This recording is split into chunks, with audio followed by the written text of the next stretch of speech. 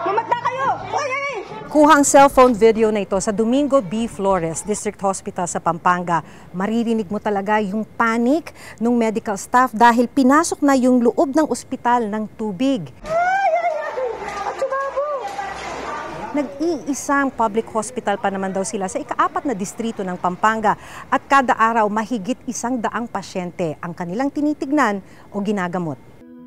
Taong 2004 nang magsimula raw lumubog ang ospital.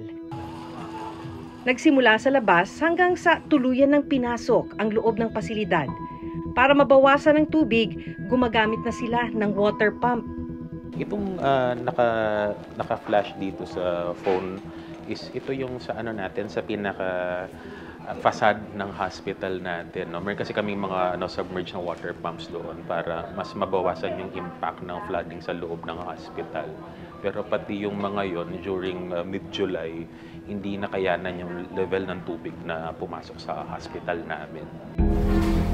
Sa ilang pagkakataon, mas tumataas pa raw ang tubig gaya na lang ng video na ito nakuha noong July kung saan nagmistulang ilog ang ilang bahagi ng ospital.